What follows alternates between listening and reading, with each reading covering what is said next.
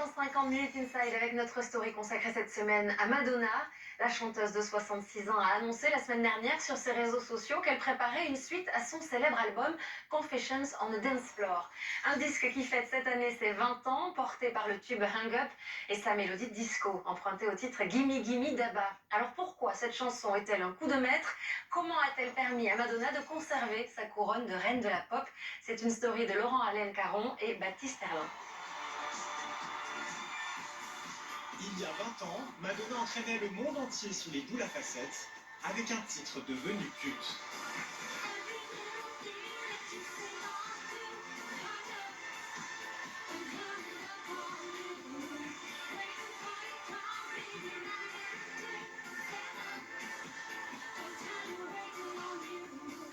Hang Up, c'est véritablement la chanson qui l'a fait entrer dans le 21e siècle. Dès la première seconde, on a envie de danser. C'est l'hymne dansant par excellence. Paillettes, dance floor, lumière, et ça y est, c'est parti. Elle reprend un classique disco que tout le monde connaît en nous disant « Moi, je vais les rendre encore meilleurs, ce truc-là ».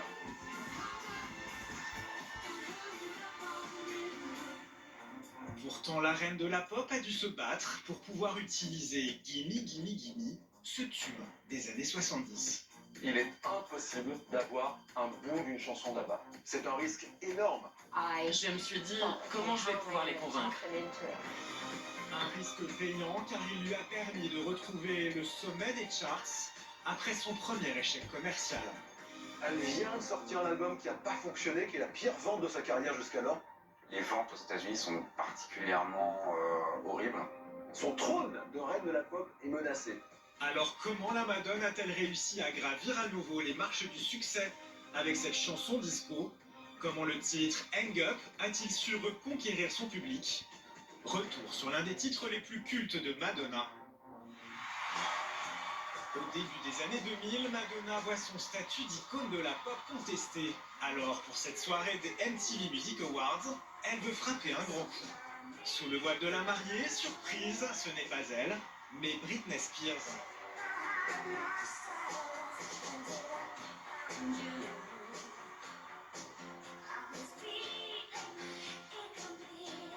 C'est Britney qui ouvre avec Christina, c'est un hommage à Madonna sur Like a Virgin.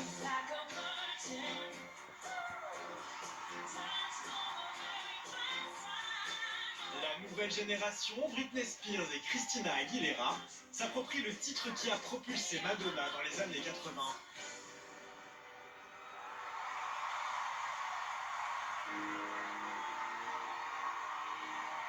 Madonna, à ce moment-là, elle débat, elle en impose.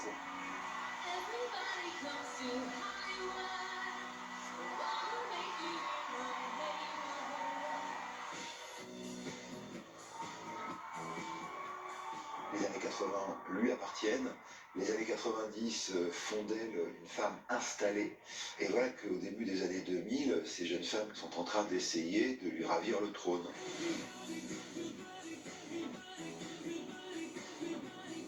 À ce moment-là, il y a une remise en question de qui est la plus grande star de la pop musique.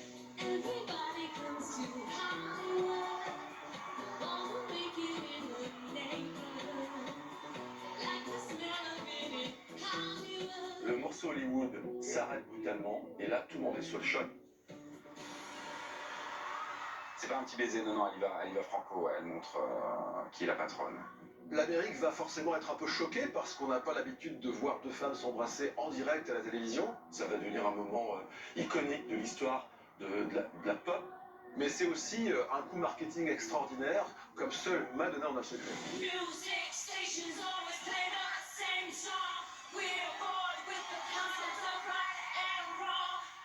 Elle est trop forte, quoi.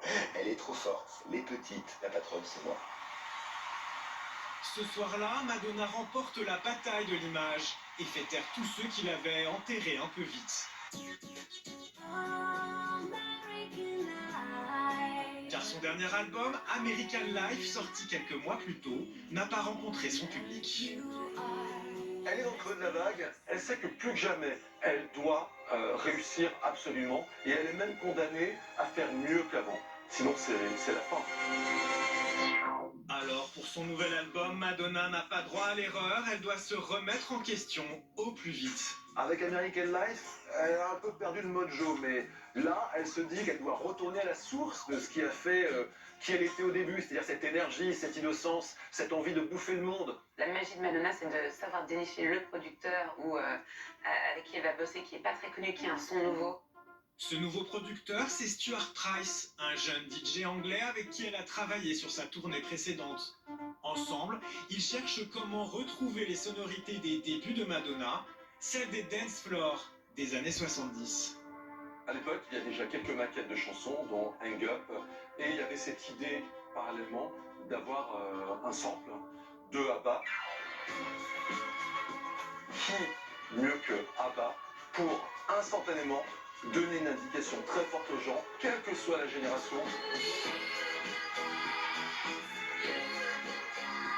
ABBA, c'est le phénomène des années 70. C'est 4 artistes, 2 couples, de femmes, de garçons, qui vont battre tous les records de vente des années 70.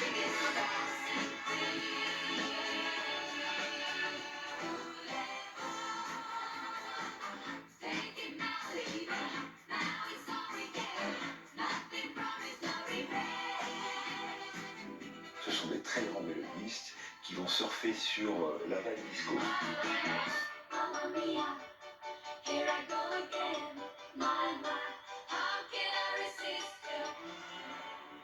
Mais le titre qui va retenir l'attention de Madonna est peut-être le plus célèbre d'entre tous. Il suffit de mettre les quelques premières secondes du titre pour savoir de quoi il s'agit. Il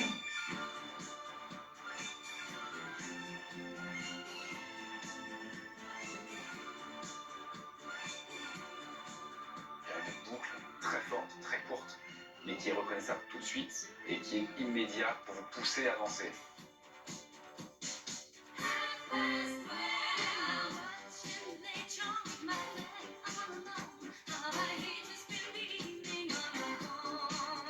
L'idée de reprendre un tube planétaire, c'est un risque, voire même probablement une mauvaise idée, parce que tout le monde connaît déjà la chanson. Qu'attendre de plus, qu'attendre de mieux que Gimme, Gimme, Gimme.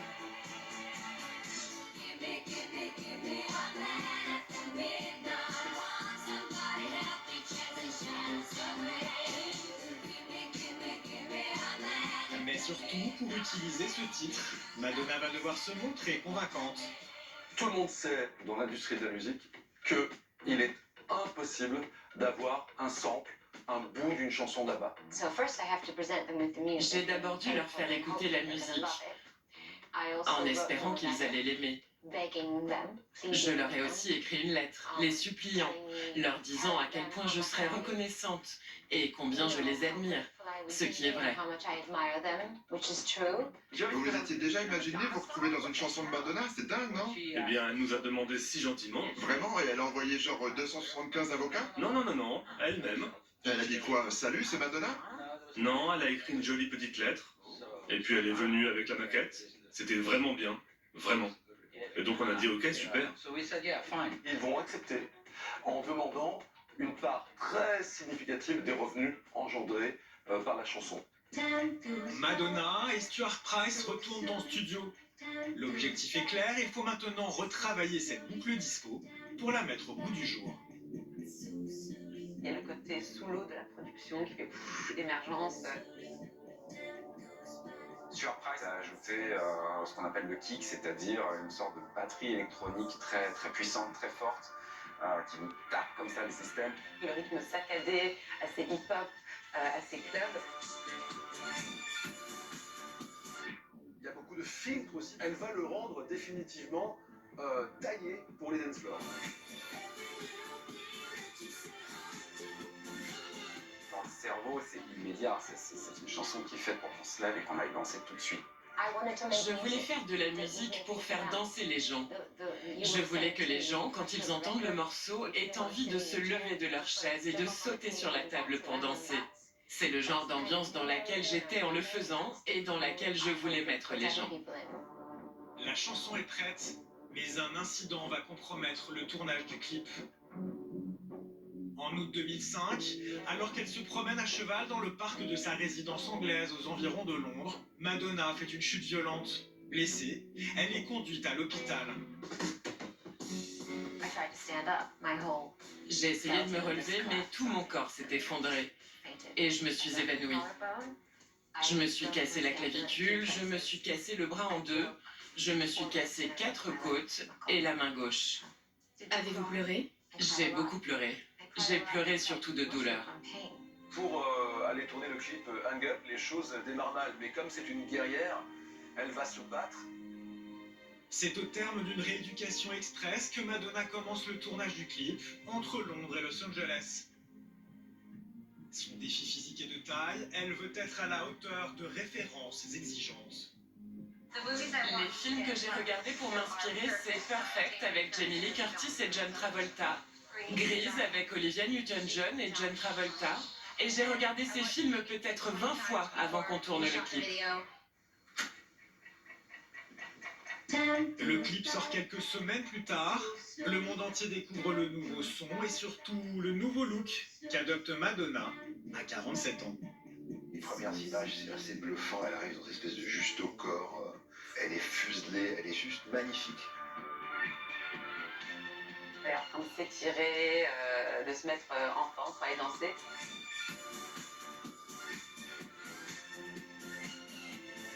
Le look est iconique, la coiffure aussi.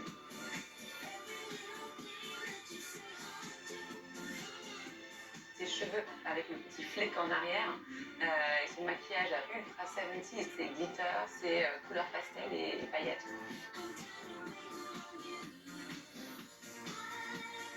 Puis tout d'un coup, on voit les danseurs des années fin 70, début 80, plutôt hip-hop.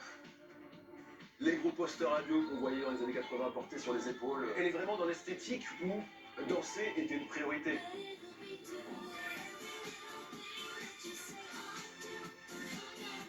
Tout le monde se retrouve en club, et là, c'est une énorme fiesta. C'est elle qui dirige les chorés, c'est elle qui illumine l'écran. C'est Madonna, quoi.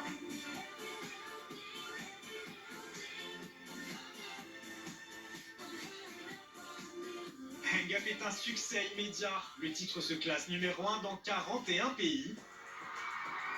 Il marque le grand retour de Madonna sur le devant de la scène. Ça cartonne en termes de vente, elle reprend le marché américain, elle reprend le marché anglais. Elle explose tous les compteurs. Ceux qui sont adolescents dans les années 2000, ils la redécouvrent. Ça la propulse. Tout le monde s'incline en disant « Ok, c'est la reine ». Elle a fait ce que Abba redoutait. Elle s'est appropriée cette chanson-là. Elle en a fait une œuvre à part entière et une des plus grosses chansons de la pop music.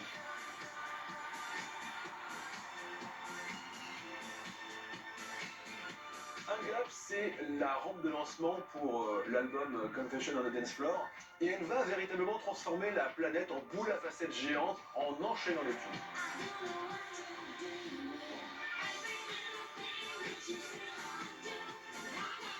Une planète qui, 20 ans plus tard, s'apprête à danser à nouveau, avec la suite très attendue de cet album toujours aussi culte. À suivre dans 50 Minutes Inside.